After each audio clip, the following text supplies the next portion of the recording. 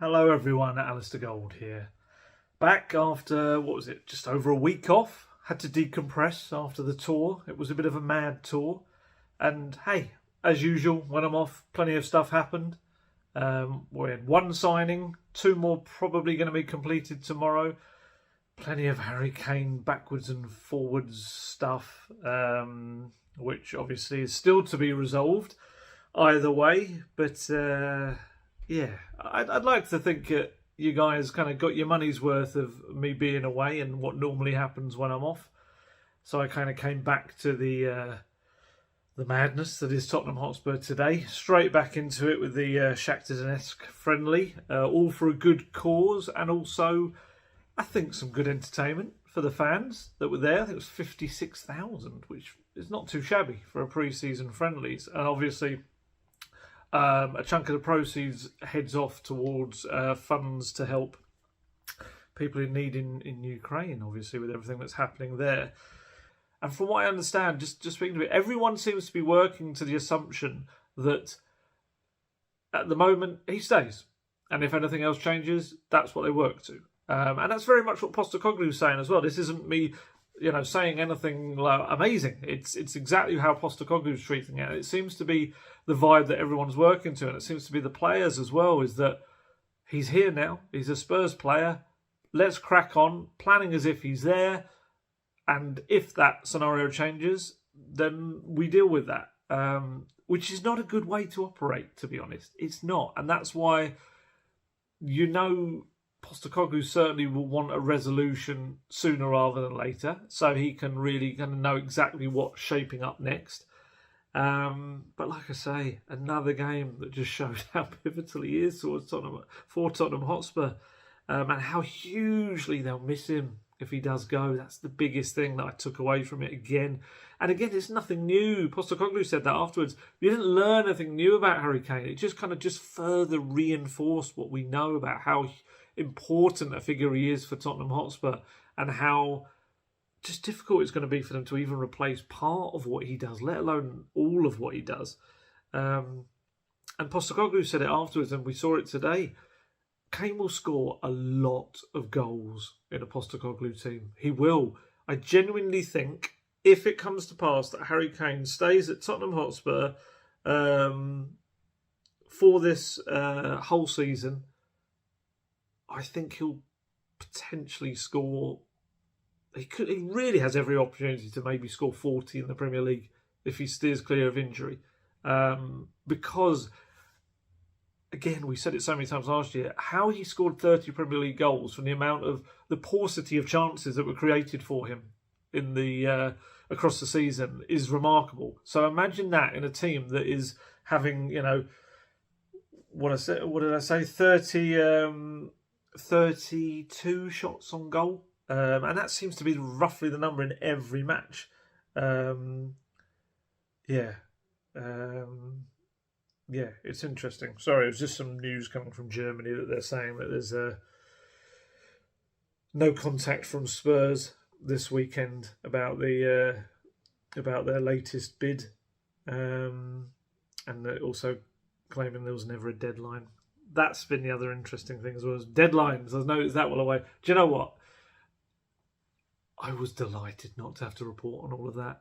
It's such a maze of information, and you know what I'm like.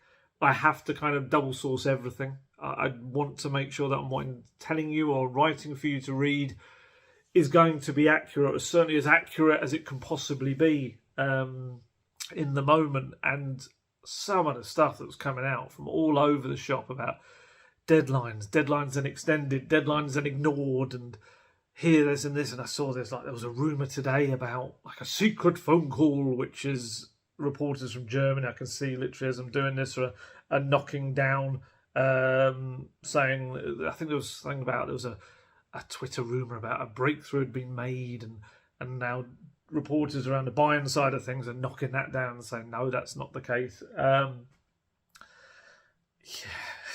It was madness, and I would not have wanted to report on that in the madness of, was it Friday? Yeah, it was Friday night, wasn't it, when the deadline was supposed to be, selling Harry Kane, because it doesn't make any sense to me. It doesn't. You know, I mean, I've got some Postecoglou quotes before I kind of keep chattering on about Kane himself. So what I said earlier about people within Spurs working towards the assumption that Kane was staying, just waiting to see if that changes. And that's not to say he's definitely going to stay. It's just that's how people are just kind of dealing with it until they know further information.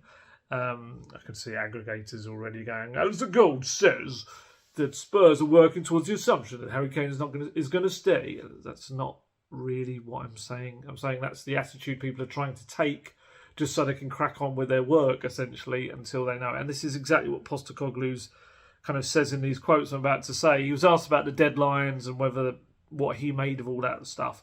And he said, from my perspective, I don't know what deadlines means. We know there's one deadline and that's the end of the transfer window. Beyond that, I'm in open dialogue with Harry and with the club on a regular basis. I've said to them that if the status quo changes, then inform me. I don't need to know about the comings and going in between. I just want to deal with what's in front of me because I've got to still, irrespective of the outcome of that, I'm building a team here. I can't wait around for a decision either way to get going. We don't have time or the luxury to do that. I'm working with what's in front of me. You saw today that Harry certainly is invested in what we're doing and we'll keep on doing that unless something changes. So that's what I mean. I'm not saying that everyone is working within the club with the idea of Harry staying, great news. They're working, the only kind of efficient way you can do is to just work with the intention that you're staying for now, and if that changes, you deal with it. Sonny, I thought was a really bright display. I thought we got a real sense of what we're going to see of Sonny in a Postecoglou system. It's just allowing him to do what he does best, whether that be going down the left-hand side, absolutely raiding his way down there, or coming inside to create a nuisance in the middle. He's kind of got more of a choice. And like I say, link up with Udogie really well, linked up with Maddison really well. And we were talking about this, actually.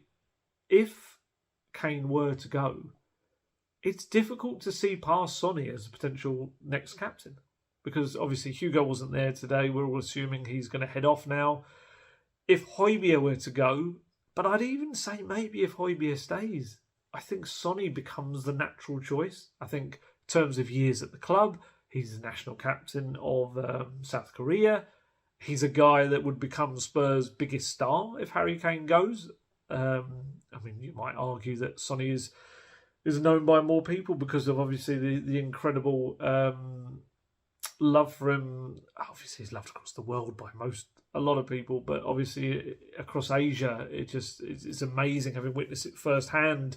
The love people in Asia have got for him, and across the countries there. It's not even just South Korea. I've seen it in so many different places. I wouldn't be shocked if Sonny became the next captain. I really wouldn't.